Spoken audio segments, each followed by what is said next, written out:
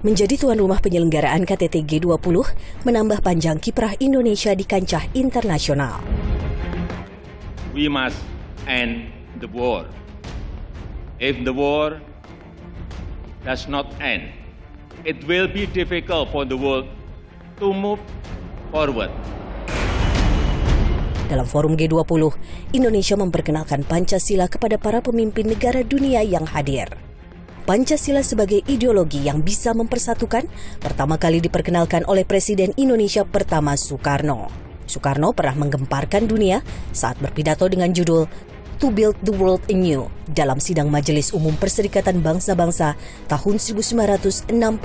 Indonesian history shows that clearly, and so indeed that's the history of the whole world. We call this something Pancasila. Pancasila or the 5 pillars of our state. Soekarno menawarkan Pancasila sebagai solusi bagi berbagai permasalahan bangsa. Pancasila mengandung nilai musyawarah dan gotong royong yang bersifat universal dan mampu menyatukan berbagai perbedaan. Nilai musyawarah dan gotong royong menginspirasi Indonesia dalam menjalankan diplomasi. Lawatan Presiden Joko Widodo ke Rusia dan Ukraina pada Juli 2022 menjadi bukti Indonesia berusaha terus menjaga perdamaian dunia.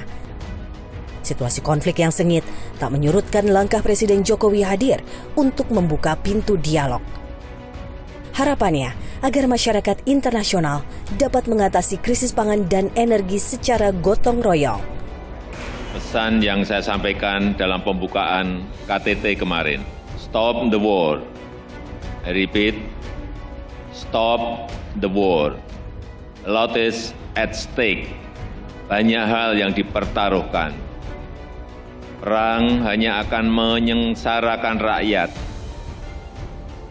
Pemulihan ekonomi dunia tidak akan terjadi jika situasi tidak membaik. Dalam situasi terkini, KTT G20 menjadi momen menyebarkan nilai-nilai Pancasila yang diyakini dapat menjadi solusi untuk mewujudkan kesejahteraan dan perdamaian dunia.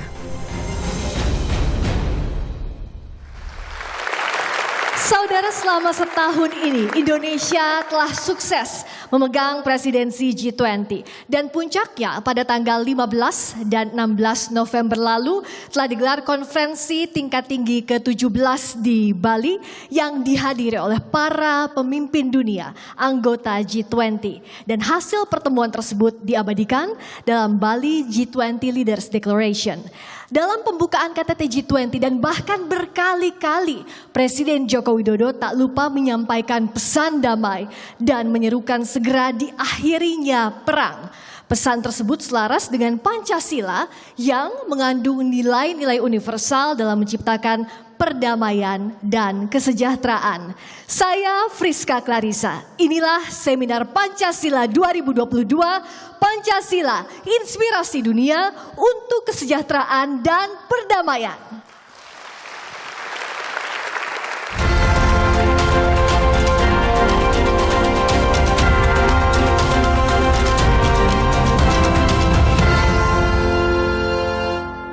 Dalam seminar Pancasila kali ini ada Dewan Pakar BPIP Bidang Strategi Hubungan Luar Negeri, Dr. Darmansyah Jumala SMA, Wakil Komandan PMPP TNI, Pusat Misi Pemeliharaan Perdamaian TNI, Brigadir Jenderal TNI Heru Langlang Buana SIP MSI, penulis buku Pancasila dari Indonesia untuk Dunia, Mbak Bernarda Rurit, hadir pula Putri Indonesia 2022, Laksmi Denif Swardana, dan secara daring Diplomat RI Sekretaris Pertama PT RI Jenewa, Nara Masista Rahmatia. Selamat datang sekali lagi Ibu Bapak semua di hari ini.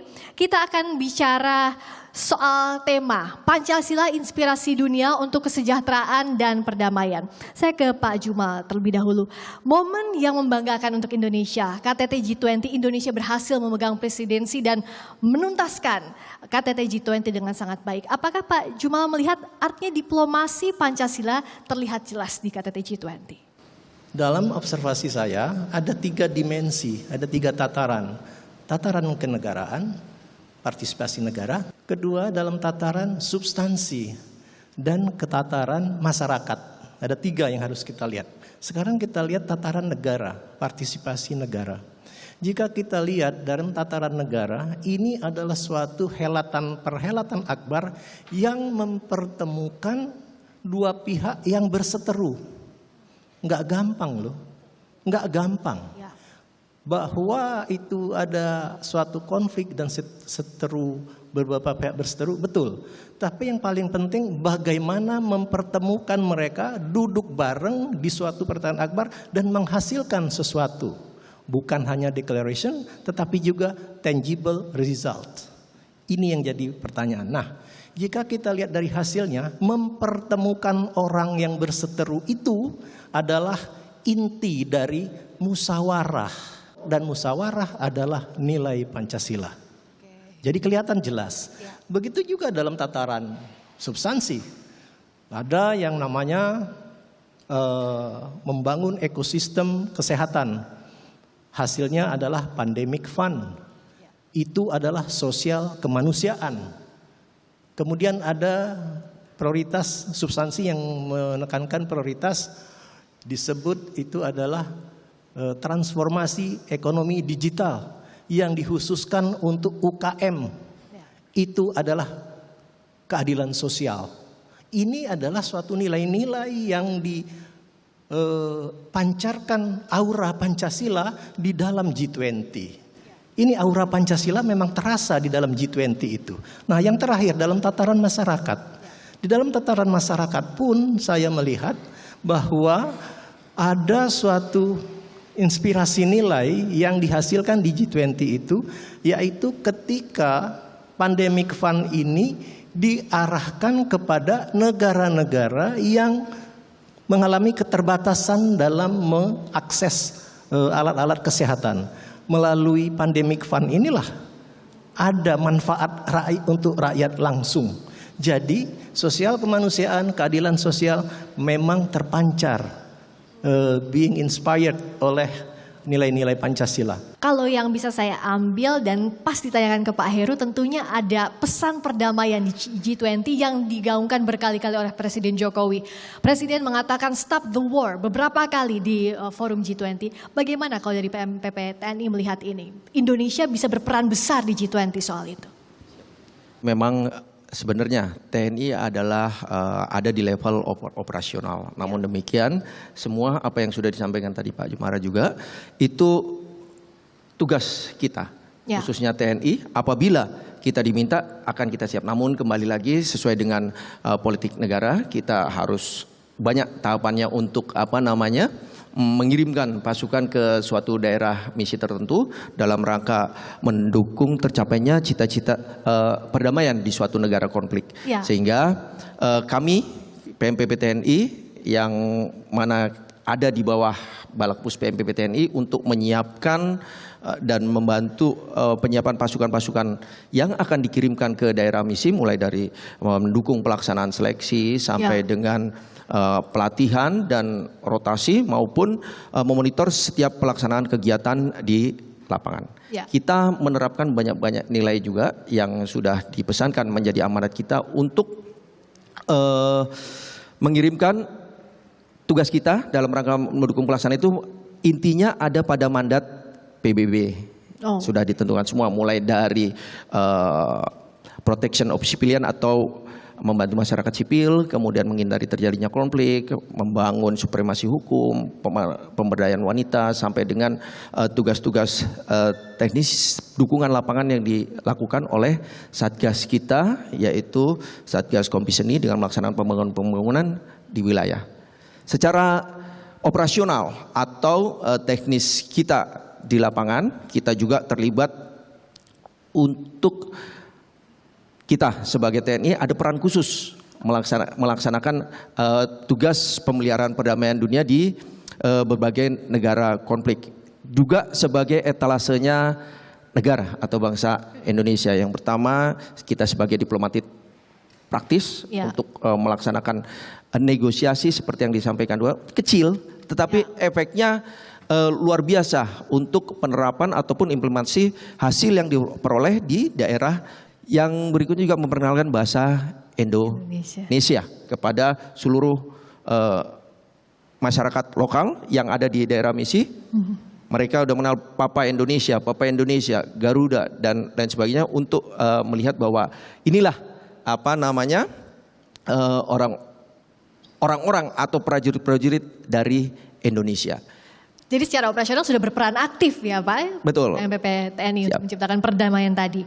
Nah kalau dari sisinya Mbak Rurit, apa pesan sebenarnya yang dilihat dari G20 salah satunya, terlebih juga kalau kita mengenalkan nilai Pancasila, seminar Pancasila sampai series kelima ini kita sudah aktif mengenalkan nilai-nilai Pancasila ke berbagai generasi, termasuk juga dalam buku yang ditulis Mbak Rurit, itu apa yang coba dibangun pesannya? Pancasila itu bersifat universal, kita tahu itu, dan tentu saja buku ini diharapkan bisa mengenalkan Pancasila ke seluruh dunia. Negara kita adalah negara yang mempunyai banyak keberagaman yang tidak dimiliki oleh negara-negara di bumi ini. Kita punya 1.340 suku, Indonesia 700 bahasa, pulau 17.000, yang tentu saja perbedaan itu tidak mudah mengelolanya. Nah, pendiri negara kita itu mampu mengelola perbedaan itu dengan ideologi Pancasila yang menurut Bung Karno bukan hanya sekedar falsafah bangsa Indonesia. Pancasila sendiri sebenarnya sudah dikenalkan Bung Karno di sidang umum PBB tahun 60, di mana beliau menyampaikan bahwa mengkritik dua pernyataan Bertrand Russell yang mengatakan bahwa dunia ini terbagi menjadi dua, liberalis dan sosialis. Nah, kedua ideologi hegemonik itu justru menjerumuskan banyak negara ke dalam perpecahan. Nah, Bung Karno menawarkan Pancasila sebagai nilai yang menyatukan dan mendamaikan. Ya, kalau dari Laksmi, perwakilan generasi muda, bagaimana lihat kesuksesan Indonesia di G20? Menurut saya beauty pageant itu sangat penting dan relevan hari ini karena itu sudah menjadi platform di mana beauty pageant itu sebagai platform pemberdayaan perempuan. Dan di sana mungkin juga mirip seperti KTT G20 ya, yang di international competitionnya kita semua berkumpul dari berbagai negara untuk berdialog. Dan menurut saya berdialog itu adalah salah satu start dan solusi terpenting untuk segala konflik.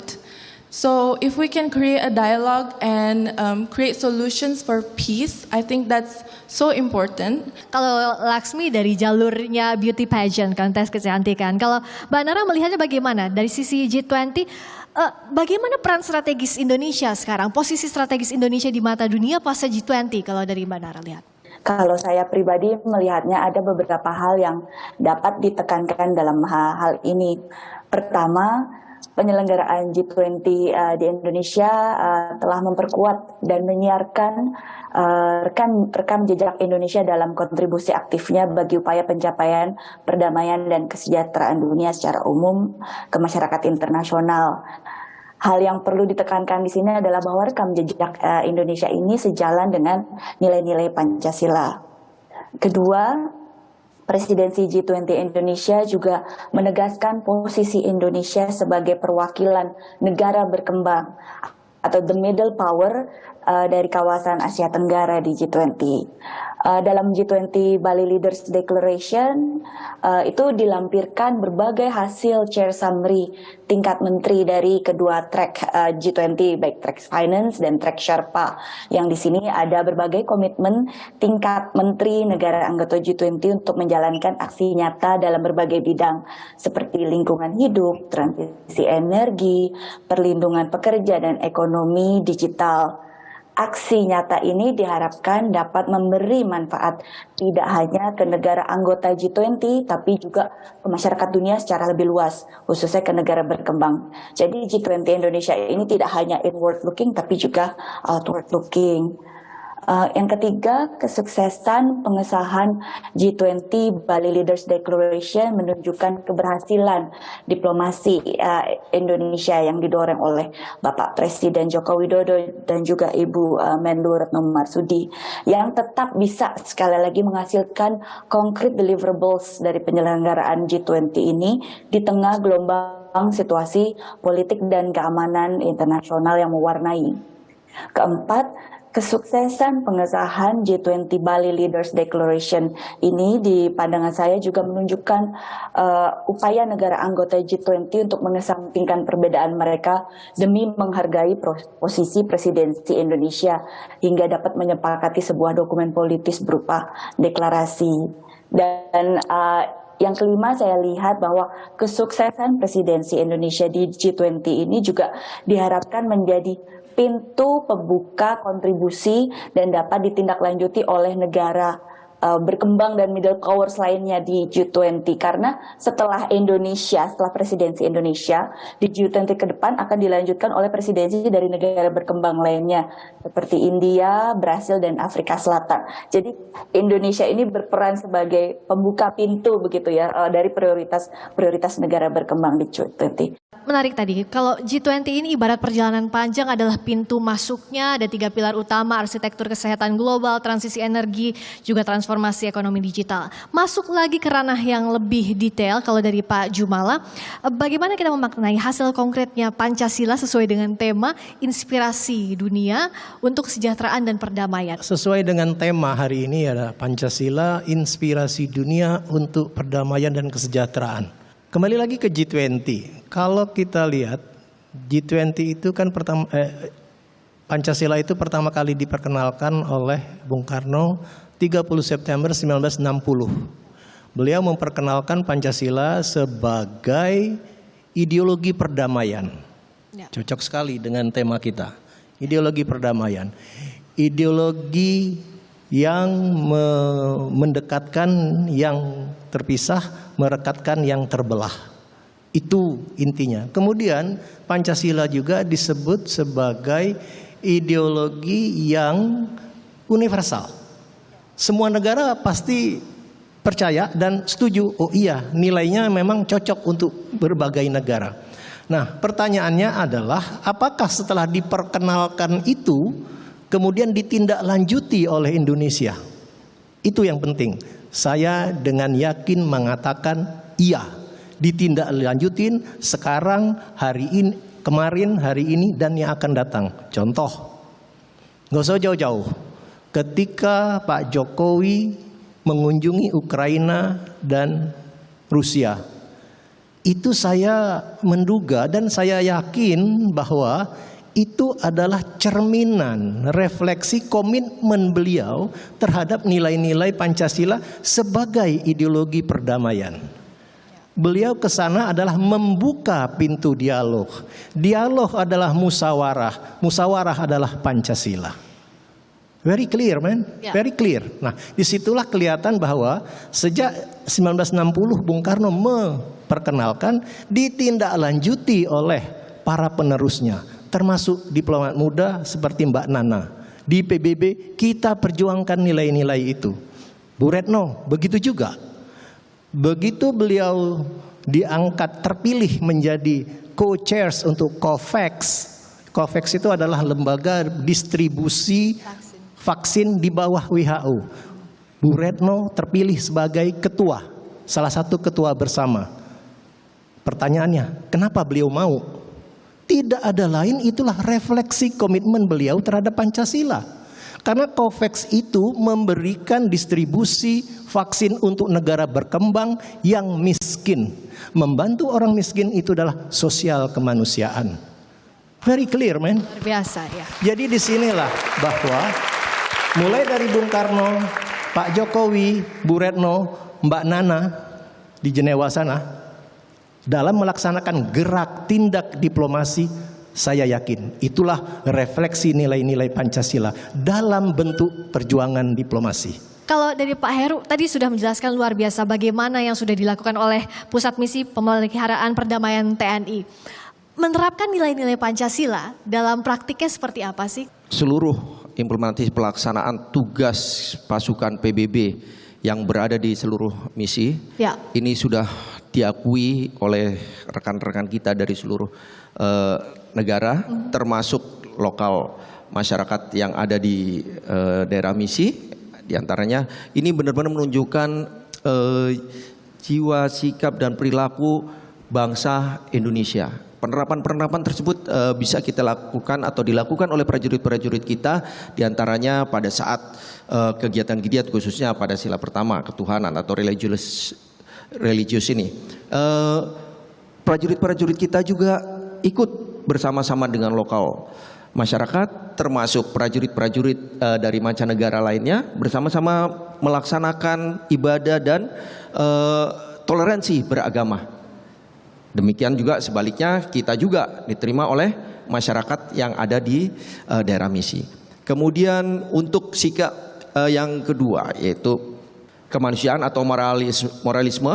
Kita contoh pada satuan kita yang ada di Kongo, mereka dapat diterima oleh masyarakat dan menurunkan kelompok-kelompok misi dengan sukarela menyerahkan senjata mereka sehingga mereka dapat diterima. Akhirnya mereka agak ajak untuk menari dan berjoget bersama dengan ada irama-irama yang dari Indonesia, kemudian berhasil untuk win the heart and the mind of the people. Kita masuk tanpa menggunakan senjata. Kita juga mendapat prestasi untuk membebaskan sandera. Seperti yang kami sampaikan di awal tadi, bahwa ada tugas juga untuk melaksanakan mediasi karena sebagai diplomat praktis. Kemudian kita saling menolong seperti yang Pak Jumara tadi sampaikan, membantu masyarakat sekeliling kompon kita sampai pada saat kalau di daerah misi itu ada temporary duty, dia masuk kurang lebih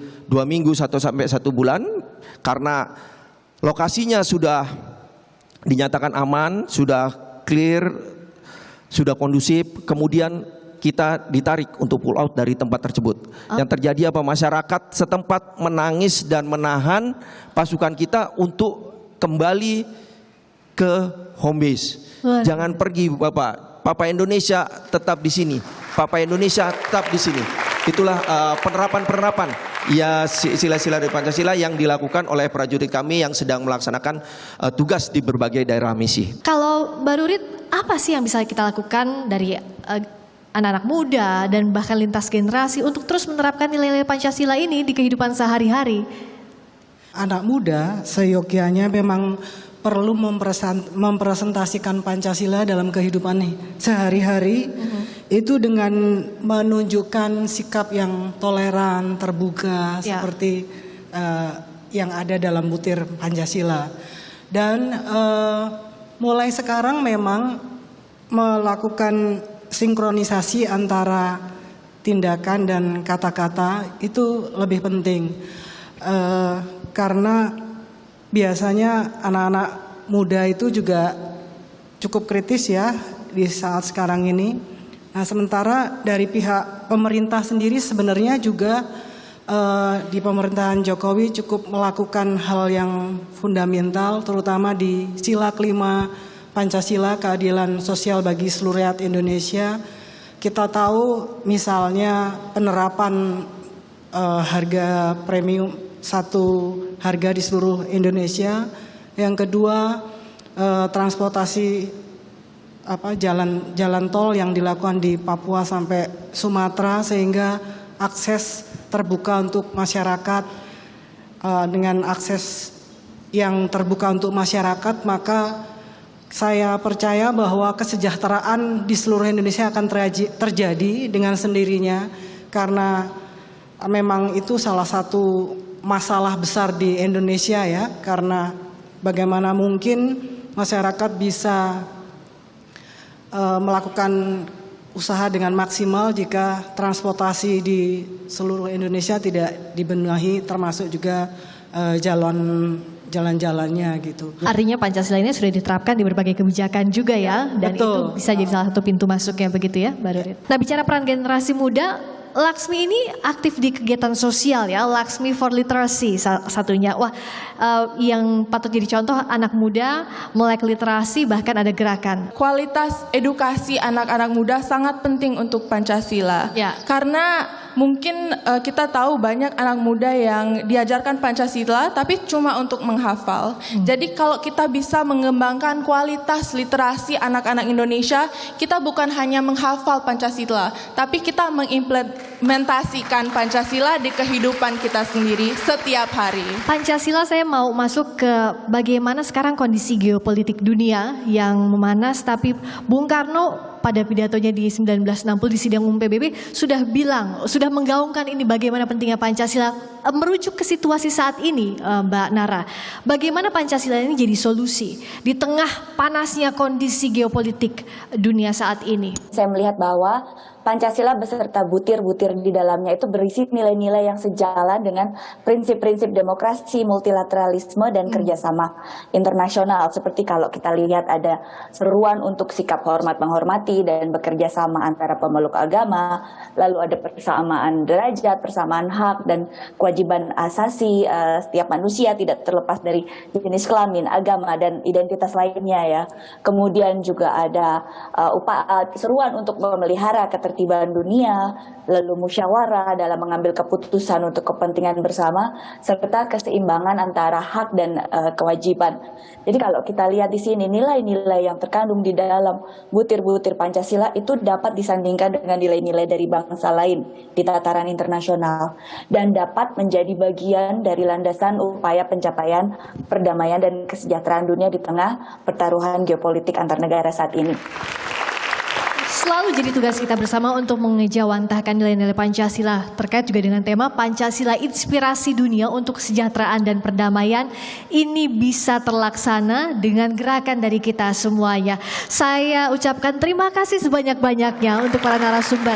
Izinkan saya mengambil benang merah dari diskusi kita. Pancasila sebagai ideologi perdamaian merupakan jalan ketiga yang memuat nilai-nilai pemersatu di luar gagasan besar yang sudah lama ada. Dan juga kita tahu ada sosialisme dan kapitalisme, tapi Pancasila memuat nilai-nilai pemersatunya. Pancasila juga mengandung nilai-nilai universal dan positif dalam menciptakan perdamaian.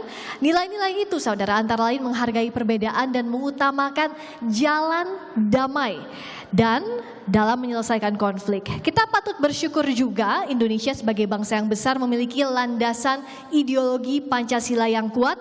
Pancasila juga telah menjadi nafas bersama dan bintang penuntun ketika permasalahan yang dihadapi bangsa ini begitu besar kita rasakan. Negara kita, saudara, juga telah menjadi salah satu negara dengan kekuatan ekonomi terbesar di dunia yang selalu berperan aktif dalam mewujudkan perdamaian dan kesejahteraan dunia. Demikian seminar Pancasila series kelima sekaligus penutup rangkaian seminar Pancasila tahun 2022. Mohon tepuk tangannya semua. Terima kasih kawan-kawan Universitas Udayana Bali. Selamat untuk Badan Pembinaan Ideologi Pancasila BPIPRI. Semoga kita bisa berjumpa kembali dengan seminar Pancasila tahun depan. Saya Friska Clarissa undur diri. Sampai jumpa. Terima kasih.